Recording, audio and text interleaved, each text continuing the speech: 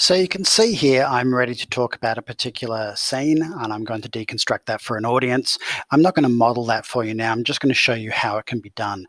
So in my slides, you can see here, I've actually grabbed screenshots of each couple of moments in the sequence that I'm going to be discussing. The hotkeys for that on your keyboard, you can Google. It'll be different depending on whether you're on Chromebook, Windows, Mac, Linux, whatever. So just have a bit of Google and find out which way is the best way for you to grab those screenshots. What you can see then is I've grabbed 1, 2, 3 in order to say that there is a clear sequence in these shots. And I'm going to talk about them as we see. Maybe I'm talking about the color, maybe I'm talking about the pacing, maybe I'm talking about the way the text is brought up on screen.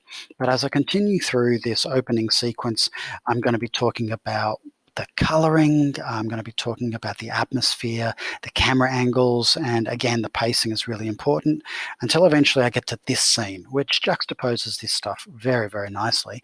And I'm going to talk about, again, that pace is so slow and thoughtful in this particular film.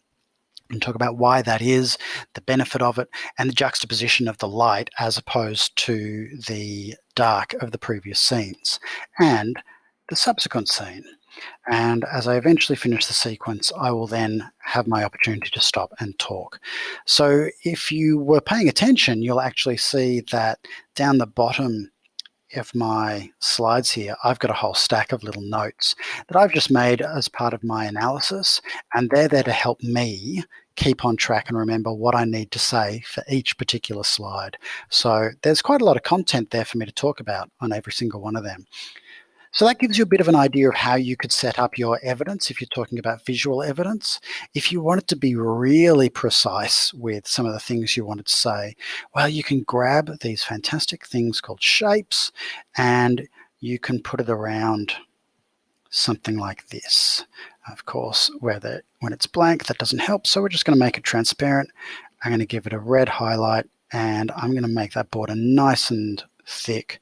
It's got to be thicker than that. There we go. Now that's going to get some attention.